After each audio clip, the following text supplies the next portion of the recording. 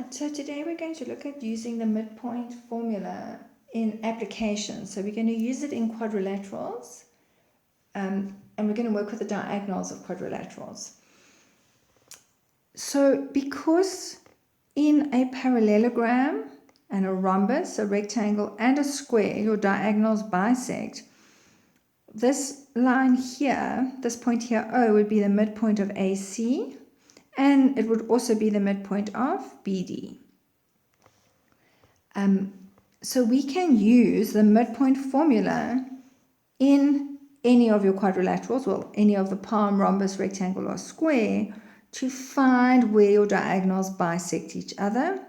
And we can also use it to find this fourth vertice of a palm here. So if you're asked for the fourth vertice of a palm, parallelogram, or a rhombus, a rectangle, or a square, we can use our midpoint formula to help us with that.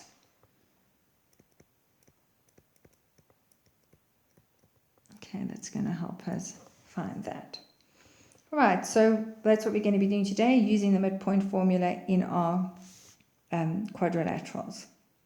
Okay, so in this example, I've been given a parallelogram, ABCD. So let me just mark the parallel sides, just to remind myself that that is a parallelogram. I'm told it's a palm.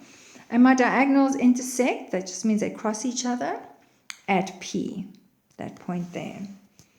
Okay, so because I know this is a parallelogram, I therefore know that the diagonals bisect. So AP is the same as PC, and BP is the same as PD. Those are equal. All right, we're looking for the coordinates of P giving a reason. Well, P is a midpoint of AC and P is a midpoint of BD, but it's no good me trying to use BD because I don't know what D is.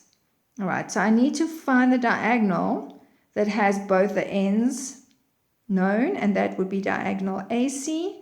So I'm going to work out using diagonal AC. I'm going to say P is the midpoint of AC, and it says give a reason, and the reason would be that the diagonals of a palm bisect. Okay, so there's my reason, and now we can do our calculations. Okay, so the x of the midpoint, P, would be the x at A plus the x at C divided by 2. Okay, so what do we know? Well, we do know the ends. X at A is -1. X at C is at 2. So the x value at P is going to be 1/2. All right, what about the y? Well, the y value of the midpoint is the y values of the ends, y at A plus y at C divided by 2. And that's going to give me 3 plus 1 over 2, 4 over 2, which will leave me with 4 divided by 2 is 2. So it looks like to me that the coordinates of P are going to be 1/2 and 2. Okay, let's check on our diagram. Is this a feasible answer? Well, it does look like P would be around about 1/2, and it is around the y value too, so I'm happy with that answer. All right, so now the second part of the question says, find the coordinates of D, the fourth vertice of the palm. So I'm looking for the x value there and the y value there. That's what I'm looking for. All right, so I now know, let me quickly just...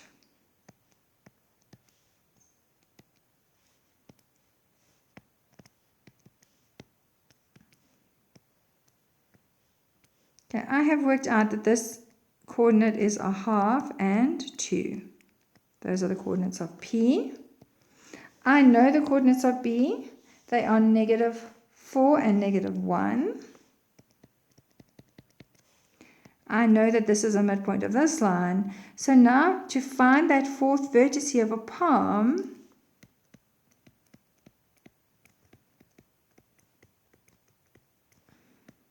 I'm just going to use a midpoint backwards.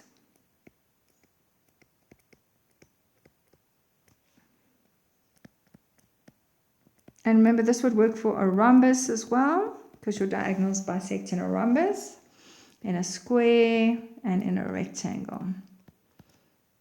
Okay, so midpoint backwards just means that I have the midpoint and I want an end. All right, so what are we going to do? Well, we're going to say, okay, so this is number 2.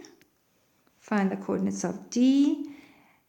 The x value at P would be equal to the x at B plus the x at D divided by 2. All right, so I know that this is a half. I've just worked it out in the previous question. I know that this is -4, and I'm looking for that fourth vertex here. I'm looking for the x value at D. All right, so yesterday we said with these, this is one term and one term, so we times both sides by 2 so that I can cancel that 2.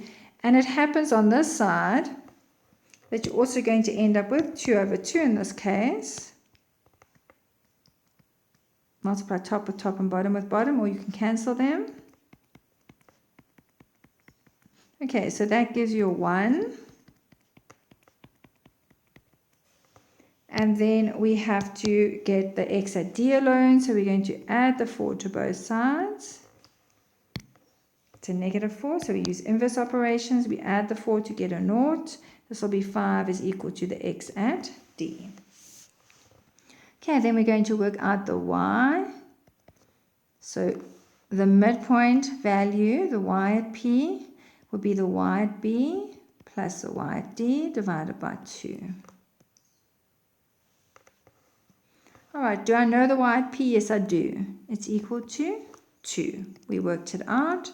We know the y at B. We do not know the y at D. That's what I'm looking for. And once again, we're going to multiply both sides by 2 to get rid of that. So we're timesing this side by 2 as well. So this gives me 4. Okay, now we need the y at D alone, which means I have to use inverse operations. I've got a -1, so I must add 1 to make it equal to 0, which means that the other side now is 5. So it looks like the coordinates of D are 5 and 5. Okay, when we go back and check, 1, 2, 3, 4, 5. Okay, and that is a feasible answer. At least I'm in the right quadrant. Just check to see that your coordinates are feasible. Right, so this method we use, like I said, in rectangles, rhombuses, squares, and parallelograms, and we can always find the fourth vertex by using midpoints backwards.